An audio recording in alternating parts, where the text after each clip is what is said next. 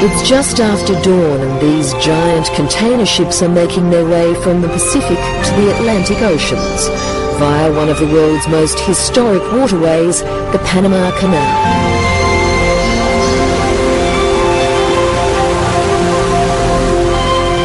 I'm heading out to board the 54,000-ton MSC Emma.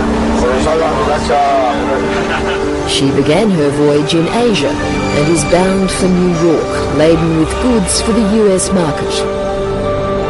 The 80-kilometre shortcut through the canal will take about 9 hours. Number 1 is abreast, number 2 is breaking lead, number 3 storing lead, number 4 is abreast.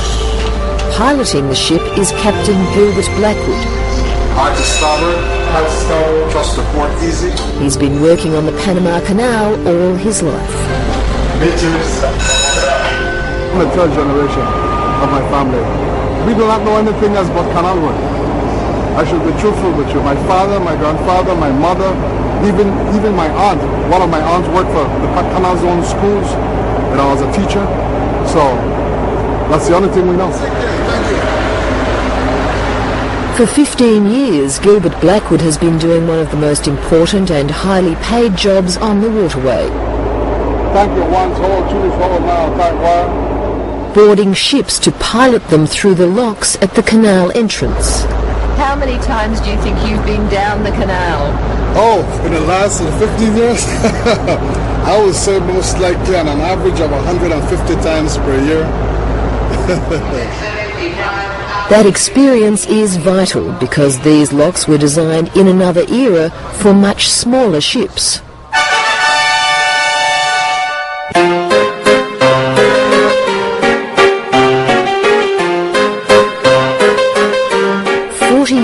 In the making, the Panama Canal was an unprecedented engineering endeavour. Initiated by the French, excavation began in the 1880s, with labourers brought in from all over the world. At least 20,000 died, mainly due to malaria and yellow fever. The project collapsed. It was taken over by the Americans, with President Theodore Roosevelt urging it to completion in August 1914. The canal is an alternative to travelling right around the southern tip of South America. It cuts the journey by 5,000 kilometres or at least a week. But to remain competitive, the waterway needs to expand. The problem is that we don't have capacity to handle all the ships that are coming this way. That is the capacity. It's not only the size of the vessel. Is the number of vessels and the number of tonnage that wants to go through the Panama Canal. By not expanding, then we cannot grow. It's just like any other, like a company that simply reaches maximum capacity and there's no more growth.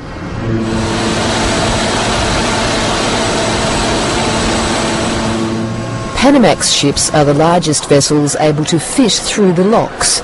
They measure up to 32 metres wide and 300 metres long.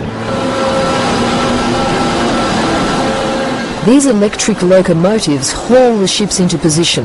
There is absolutely no room for error.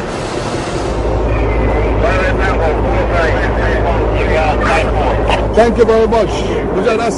It's during this process that the skills of the pilots come to the fore. Hey, looking good, gentlemen. Thank you. You got it on the ball. Now, it looks like it's a tight squeeze with the really big ships. Yeah, with these big ships, yes. We have approximately 2 feet on each side. And so it's your job to make sure it doesn't hit. Yeah, right. How difficult is that? It's a teamwork.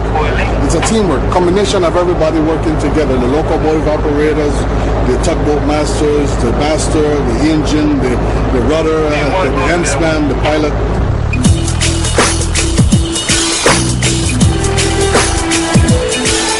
This morning I'm visiting another Panamanian whose family history is tied to the canal.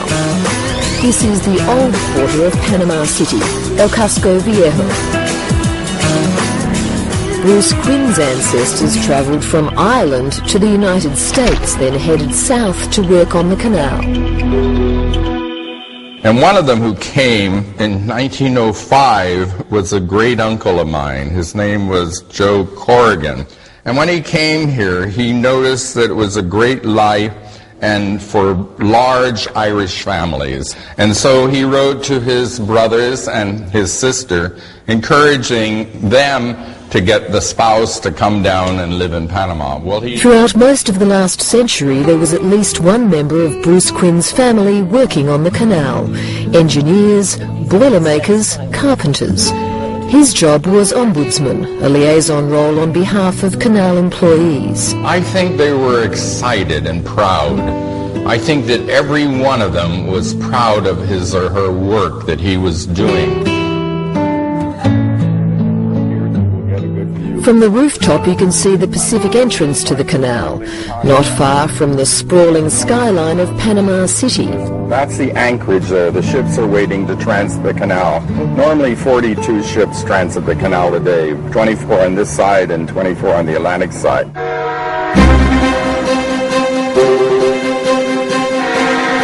Today, Mr. Quinn is escorting me on the train trip from Panama City to the Gatun Locks at the northern Caribbean entrance to the canal.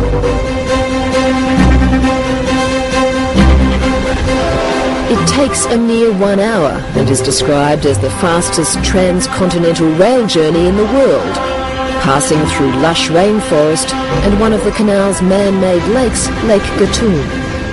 Bruce Quinn has an encyclopedic knowledge of this region, and as our journey continues, his commentary gathers pace. Every kilometre brings fresh memories.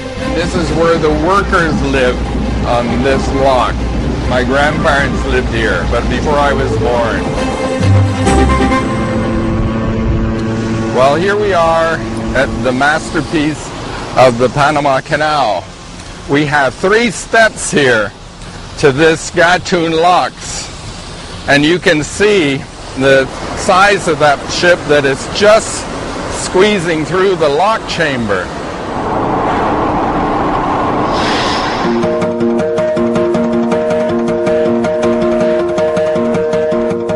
The Panama Canal is above sea level. To enter, ships must pass through a series of locks. Using gravity, the lock chambers are filled or emptied, raising or lowering the ships 26 metres. Artificial lakes supply water for the process. It was done by a genius. It's simple and functional and economical. It is the pyramids of our time of the 20th century. Much of the equipment in the control room dates from 1914. The average cost of transiting the canal is around $60,000, but time is money and delays to enter the waterway are steadily increasing, with ships forced to queue for days. As China drives a boom in global trade, it's estimated that within 5 years, half of the world's container fleet will be ships which can't fit through these locks.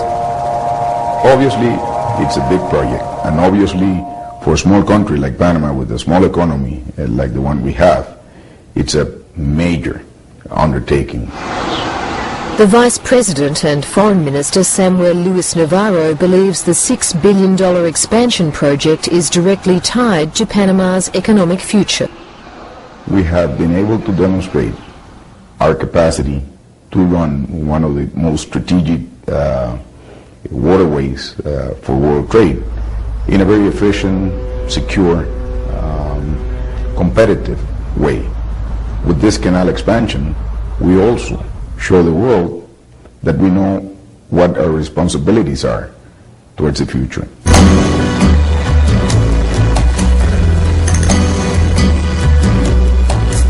Panamanians last year voted overwhelmingly in favour of the expansion, but many wonder how it will help them. The canal provides an annual revenue of more than $1 billion, 10% of Panama's gross domestic product. But that means little to these people, who live just a few kilometres from the canal's Pacific entrance.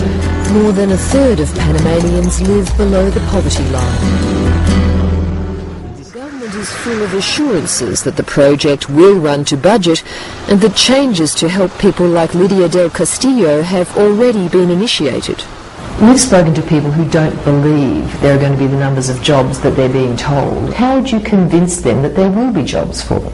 It's understandable that there is very little credibility on people that have seen economic growth in this country for many years without tackling directly the issue of unemployment and directly the issue of improving the quality of life and the conditions under which people live in our country.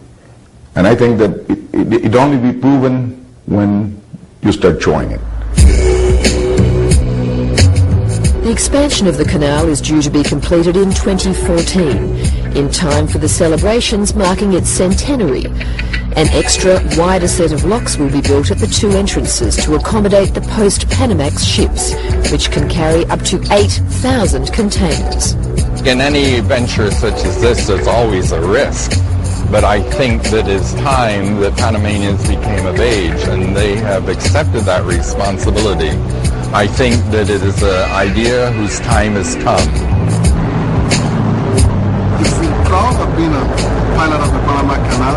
You feel proud of being an operator and one of the world wonders.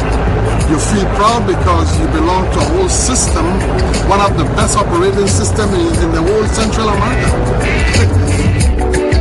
Pilot Gilbert Blackwood hopes his children will continue the family tradition, guiding even bigger ships along the waterway that has brought the world to Panama.